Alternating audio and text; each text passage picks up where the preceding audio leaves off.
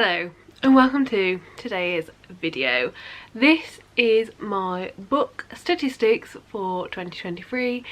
Today I'm going to be talking about absolutely all of the statistics that I managed to collect for my books and my reading during 2023 that I managed to collect just over the last year basically. If you want my best books, that is a different video. I will link that video up above. That is my best books up there, but this today is just talking about the stats, the figures, the maths, the charts, the graphs, and hopefully you're here for that. So yeah, let's get into it. The collections of data that I've got are from the Cool Pile V4 spreadsheet, my Goodreads year at a glance, my Goodreads book stats, and then there's one graph that I made myself just because I wasn't super happy with how it was looking, so I did make one graph myself as well. But yeah, I am hoping to have even more data collected next year. I just didn't stay on top of it this year. For like the first 4 months I had so much more and I fell off, but there's still a lot of statistics to go over here, so I feel like we're still gonna have a lot to talk about, a lot to dissect and think about further. So yeah, I think it's time to just get into it. First of all, let's get into the numbers. In 2023 I read 182 books, which yeah, I mean, I'm happy with that. It's the most that I've ever read in any of the years that I've been tracking, and I don't think I ever read that many before I was tracking my books. I'm actually realising if I want to include graphs I need to move over now, so the graphs will be over here. So yeah, most books I've ever read. I am happy with it, but I also read quite a few like duds this year, so I feel like next year I just really want to make sure the quality is good and not be afraid to DNF. So yeah, that's 182 and I'm happy with it. You can see the growth on the graph, that it's just steadily going up. I don't think it will keep going up like this, honestly. I feel like 182 was like, I read everything I could. Unless I managed to take multiple holidays throughout a year, I don't see myself ever being able to read more than that. So yeah, let's also talk about the page numbers. So in terms of the pages read, I read a total of 66,906 pages. Now the number on the graph that you're seeing will differ slightly. That's just because on my personal spreadsheet where I keep a track of this, I can write down the exact number of pages in every book, whereas Goodreads I'm just selecting the edition that's closest to what I have. There is a slight bit of difference, but you can still see from the graph that it's overall just going up pretty similarly to how the books read were going up. And yeah, if there's that, you know, that little bit of difference between my personal records and Goodreads this year, it's probably the same every year, so it's really not a big deal that there's a big difference. Then we can look at my books read per month, which yeah, my lowest was 10. In February and May I only read 10 books. I'm so happy with 10. Yeah, that's insane to me. Like a couple of years ago 10 books a month would have been my highest, so super happy with that. I feel like I'm just finding a lot of really good books, and I also found a lot of series this year that I did binge through, which does explain a little bit better how I read so much. Like a lot of the series that I was reading, I read book 1 and then suddenly found myself reading like 8 more books, and yeah, super happy with the lowest being 10. Although again, not too bothered about it. If it was lower, that's fine. If it was higher, that's fine also. My highest amount of books read per month was 28 in June, which is actually kind of crazy. I don't know what happened. Well, I do know what happened. I think June was the first month that I purchased Kindle Unlimited, which I'd never used before, and there's a lot of books and they're very bingeable, and using my Kindle I can read for much longer and in many more places than I can normally. Like using my Kindle I can read in the car without getting car sick using my Kindle. Don't know how that works, but it does. Reading my Kindle I can read much later in bed than I can with like a book light. Like I can literally read my Kindle until my eyes are going to sleep and then just turn it off and we're done. So yeah, I definitely feel like it's an insane amount to read in a month. I'm not mad at it, but I really don't know how it happened. I don't know how I managed to read that much in that month. This is one of those times where I'm like, oh, I wish I kept a journal, or like, you know, like a diary or something, so I could see what was going on in that month. Like, did I just have loads more free time than I remember?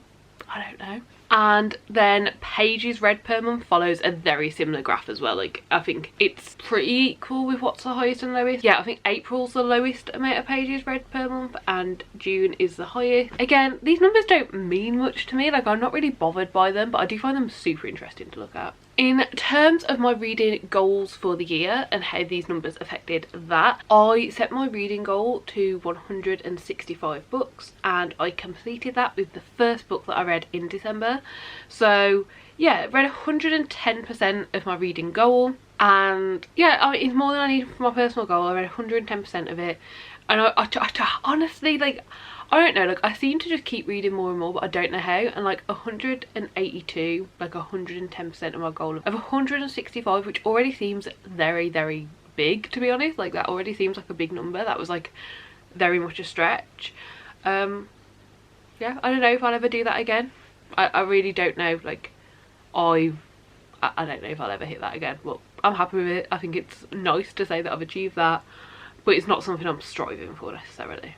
Then let's talk about reading method. And if you are seeing me look over here, that's because that's where my graphs are, so I'm like looking at the graphs. But yeah, in terms of reading method, it looks very different to previous years, and that is because of my Kindle usage. First of all, through Kindle Unlimited, and then once I cancelled that, I have still purchased like a few books on Kindle that, you know, I want to read, and I think that that could be a good way to read them. So yeah, ebooks took up 35.2% of my reading this year, which is crazy. Like, I did have my Kindle, and I had Kindle Unlimited for 5 months in the end. I had 3 months free, I had 1 month reduced when I tried to cancel, and then I paid for 1 more month just to finish off all the books that I'd started and hadn't managed to finish yet, which is why that number is so big. I don't imagine that number will be as big like in the coming years, but I do expect that it will still take up like a good chunk of my reading. But I really did get obsessed this year. And the chart also looks different to previous years because I was actually much better at tracking how I read my books. Like, if I read it in multiple ways, I marked it as mixed media. Like, I marked it as, you know, if I read it ebook and audio, or physical and audio, or ebook and physical, like, I marked it as mixed media. I really did like put it down as how I was reading it.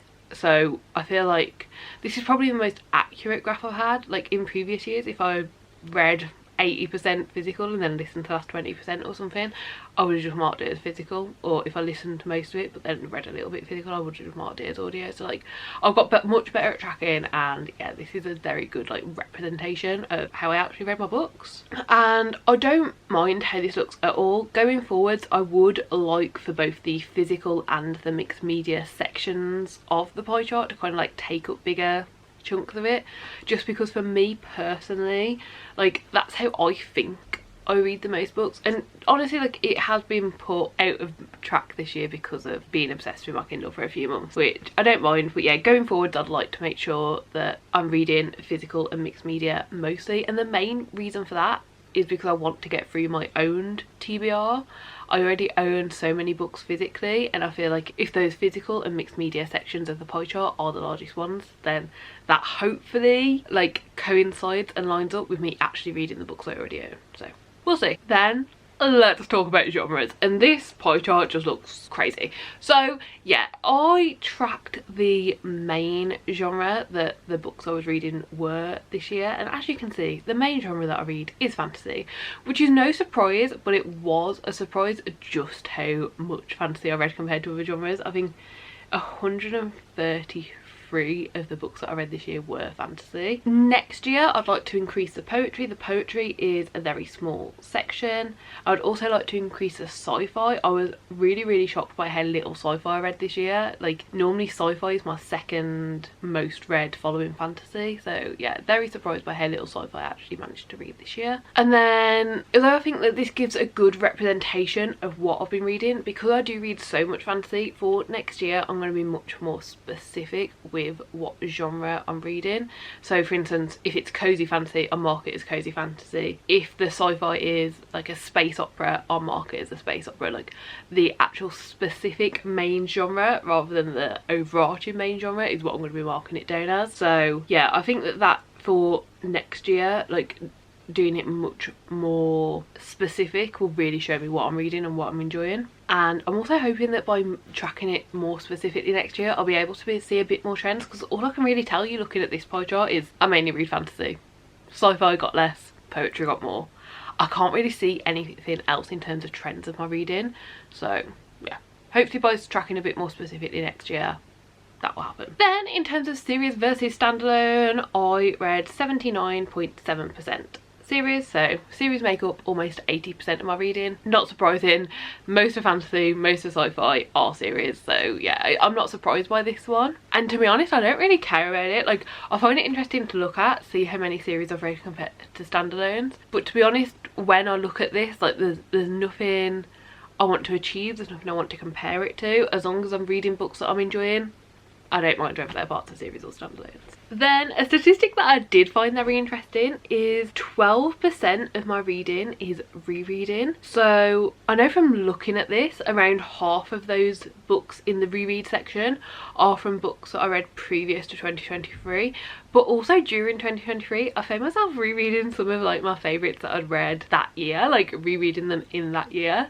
So this is really interesting to look at. I don't mind the number, like I would like to make sure that the rereading I'm doing is intentional. There was 1 week this year, I don't remember when it was, but I got really ill and I reread the entire ACOTAR series, like 5 books in that 1 week, like listening to the audio, because I was just so ill I couldn't do anything. And I don't mind that because I was ill, but I'd like to make sure that that's not something that's consistently happening, because that does just feel like a fever dream. Like I really was just like going along with whatever was happening. So yeah, I just want to make sure that the rereading I'm doing is intentional rereading and I'm paying attention, and like it's rereading that I truly want to do and I'm truly gaining something from. But I don't mind the number. Okay, so now let's look at the star ratings. This is the pie chart that Corpar gave me, but to be honest I found it quite confusing to look at. If there was one change I could make to Corpile, like I only want one change, and that is to make the star ratings in order of like 1 star, 1.5, 2 star, 2.5, 3 star, or in a pie chart, whatever. So yeah, I did redo this one. This is my graph, this is what I've made up. So these are all of my star ratings for the year. Overall, a pretty good reading year. Like you can really see from this, most of my reads were 4 stars, 4.5 stars, 5 stars. So I am really happy with that. I would like for there to be less lower ratings and more high ratings, but overall I am happy with the fact that, you know, most of them are in that higher area. However, the one thing I will say is, although this looks great as a yearly graph, there were some months that we struggled through. There were some months where it felt like every book was like mediocre or bad, but I think I did get lucky that overall it has evened out. But yeah, I know there were definitely some months where I was doing wrap-ups and I was just like, this was fine, this was fine, this was bad. Saying a little bit more than that, but yeah, it was very like demotivating doing the wrap-up some months because we weren't getting those high ratings. But I'm really glad that overall it does look like this. Then the book formats, most of the books that I read this year were novels, but I'm excited to see that novellas have made quite the impact to the chart as well. The only one that I'm a little bit annoyed by, and it is silly that I'm annoyed by it, and I will explain why it's silly, is the graphic novels. I really wish that the graphic novels took up a bigger section. I absolutely love graphic novels, I think they're so great, but it is silly because in December I read a graphic novel, and until I brought more after Christmas I had none left, like no graphic novels that I hadn't read. So it's silly that I wish it took up a bigger slice because I read all of them that I had. So I don't know, I wish it took up more, but honestly I feel like I do know the reason for this. Graphic novels are a big investment. They are, I mean, they're rightfully priced, I feel, but to say that I read a graphic novel in about an hour, it's quite a lot of money to pay for an hour. Like there's very few TV shows that I'd be willing to pay £12–15 to watch an episode of. So obviously I know there's more to that in a graphic novel, but I just feel like for me I have to be very confident that I'm going to enjoy it before I pick it up. So it does mean that I do pick up less than most other series that I can find in charity shops for £1 or whatever. And unfortunately my local library branch, like the way that libraries work where I am, I'm signed up to the county library system, but I have a local one that's like walking distance away, and that's the main one that I have. So there's none at my local one. I do definitely, one of my things for 2024 is I want to go and check out the other branches of the library, because I think there's 4 in total, so 3 that I haven't checked out, and they could have good options, I just haven't seen them. So yeah, I definitely want to check out more graphic novels and read more, but I'm not going to be stupid about it basically. So yeah, I like to take up more of the slice, but it's a bit silly because like I read everything I had. In terms of age categories, the most books that I read this year were adult. Not surprising at all, I'm getting older. It's not surprising that the books that I'm more drawn towards are aimed at my age, like aimed at adults. Like it's not that surprising that I am leaving the younger ages behind and reading less and less and reading more and more at the older ages. Not that surprised by this at all, to be honest. There was also a massive increase in new adult books, and whilst I understand this, I don't think this would have been the case if I hadn't got really into the Kindle, because so many of the books on the Kindle I just find through Kindle Unlimited and they are self-published.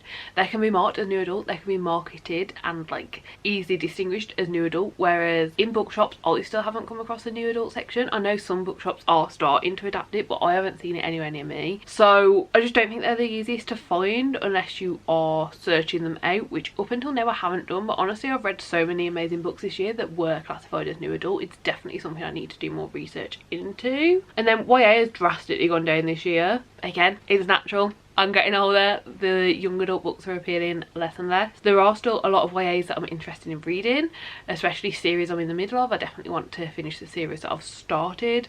But in terms of new YA releases coming out, it used to be that like the majority of them sounded amazing. And now it's like a little sprinkle sound amazing, and I definitely am going to check out the rest.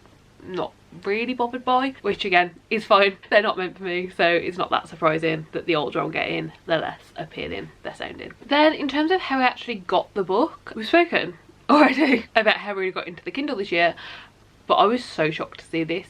Kindle Unlimited actually takes up the biggest slice. No, does it? Does it? No. Yeah? No.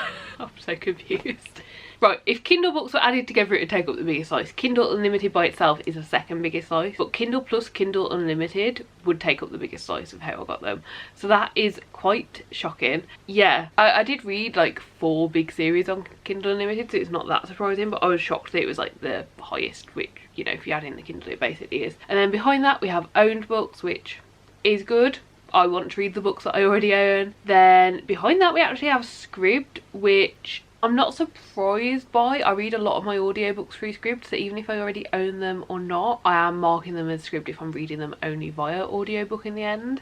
And then after that is Own 2023, which is the books that I purchased during 2023 that I also managed to read during 2023. Which I am happy with how many I've managed to read, even though like I only brought them this year. But we'll see. If we're not looking at this pie chart, if we're looking at different graphs, it might not be so good, but we'll look at that later.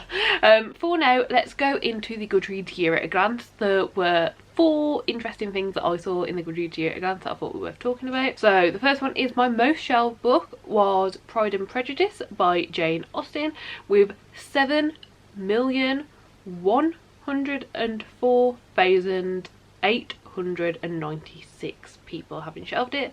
And my least shelved book was Wing, which is a poetry collection, and 126 people had also shelved it. And honestly, I'm a bit surprised that this one is like so low and is the lowest, because it's an absolutely beautiful cover. Like, it's so stunning with just all of these like butterflies on, and I'm really surprised that that hasn't caught more people's attention, because even if you're not reading it, like, people's shelving, it can just be like want to read, or if you have a shelf called like interested in or whatever, like it counts anyone who's shelved it in any of their shelves. It's not just people read. So I am surprised that this is the lowest, but yeah, it is. Then according to Goodreads, my average book length was 369 pages. Having compared this to last year's, which was 338 pages, it's slightly more than then. However, I don't know if I would have been able to guess. Like, to be honest, I read a large variety of books, a large variety of size of books and length of books, so I feel like just a couple of outliers either way could like drastically change the average number. So yeah, I don't take a lot of stock in this, but I do find it interesting, and I find it interesting that it's gone up since last year. Talking about outliers and those books that are drastically small or drastically big, the shortest book that I read in 2023 was 11 pages, and that was Seth on the Moon, which was a little short story in the Zodiac Academy series, which also leads us to the longest book that I've read in 2023, which was Cursed Fate, which is a later book in the Zodiac Academy series, and this one is 886 pages. So yeah, just throughout one series I read my least page and my most page books, which I don't know, like, it's kind of satisfying that it's from the same series. Very funny, very weird. Steph on the Moon is potentially one of the weirdest stories that I've ever read, and like I still now don't know what to make of it. It was just so weird and like so like what? So yeah, even though it's only 11 pages, it definitely, you know, stuck with me, and I'm not that surprised. Like 886 pages, it is big, it is a big book, but I read a lot of fantasy, so it wouldn't surprise me if there was like a handful around that sort of 800 to 900 page mark, and that one just happened to be the highest. So yeah, not super surprising either way, but interesting to look at all the same. And then the Goodreads stat that I found the most interesting probably was that the highest rated book on my shelf is Ballad for Sophie, with an average rating of 4.53, which I gave this book 5 stars. Like, I definitely think it deserves like that big high rating, but I was a little surprised by this because I thought it was a little bit more niche. Like, it's a standalone graphic novel, and it's like historical, like fiction graphic novel, which I don't know, like I feel like all of those things are a bit more niche, like not that as many people are likely to, I don't know, I guess get it in the first place, but then also enjoy it. I don't know, look, I'm really happy for it, like I think it deserves it, but I was a bit surprised, especially because I've read quite a few books this year that are in series, and like if I'm giving books 4, 5, 6, 5 stars, I feel like if you are reading series, then you are more likely to give the later books in series high ratings. So I'm just really surprised, mainly I guess it's a standalone that's taken this top spot rather than a later book in a series. So yeah, I'm really intrigued by this. I'd love to like know more information and like do more research into this, but obviously like Goodreads only shows you the image and be like, oh, it's your highest rated on your shelves. But yeah, that's that, I guess. There's nothing more that I can look into it, so I don't know. Then last but not least, we have 2 book buying statistics. So I'm not going to talk exact numbers, but I'm going to give you the percentages here, and we're going to talk basically the books that I've purchased and the books that I've read and unread. So in terms of books brought, 56.6% of the books that I purchased were used, and 43.4% were new. Now look, I have so many mixed feelings about this because I love a bargain. I do. I love a bargain. I love having a hunt. I love finding the book that I've been wanting to read in a charity shop for super cheap. Like, I do love like having that aspect of book buying, but I also understand that buying new, you support not only the author but also the publisher and the like little bookshop that you buy it from. Like, I understand that there's benefits to that as well, so I don't know really how to feel about this. However, I'm very intrigued as to like how this will look in 2024 and comparing it, because honestly 2023 was a bit of a mad one for book buying. I just bought when I could and what I wanted, but in 2024 I am partaking in the Broke Bitches book buying bingo, and it's basically like a partial book ban, but when you get a bingo you can buy a book, and I'm intrigued to see how this will like impact this. I wonder if when I get this bingo there'll be like a brand new book that I really want and I'm just like buying new because I only get to buy so often, or if like getting this bingo will mean that I'm willing to like go around like all the charity shops and figure out what the best book that I can get for my money is and like have that best book. Like, I'm really not sure whether it will impact it at all, whether it will stay, you know, like it's not that far off from being 50-50. Yeah, will I be less cautious with book buying and wanting to buy new books I'm confident in, or will I be more willing to take chances on random books because I have so few to like just take that random chance with and just try out a random book with? I really don't know, but I'm intrigued to see. And then finally, our last statistic is read versus unread. So I read 32.6% of the books I purchased in 2023, which isn't bad. Like, I know that isn't bad, but for 2024 I would like to get that over 60%. I feel like if I'm buying books I should be reading the majority of them, so over 60% is kind of what I'd aim for 2024. Know that I have something to kind of like base that off of, and I really want to have the mindset when buying books with like, if I'm not going to read it soon, like if I'm not going to read it within the next month or two, I don't need to buy it right now. Like, it will still be there. Oh, it's also a bit difficult when you buy so many books second hand, which is how I've ended up with so many books, because you know, like it's not as easy to say no to them. But yeah, that's my thoughts on that. So those were all of the statistics that I've been looking through. I hope you enjoyed the video. I hope you enjoyed looking through them with me. If there's any statistics you think I should track and include next year, let me know down below now. It's not too late for me to start tracking a few extra statistics, although I am trying my best to already track a few more. And yeah, do give the video a like if you liked it, subscribe down below if you want to see more content like this, and hopefully I'll see you next time. Bye!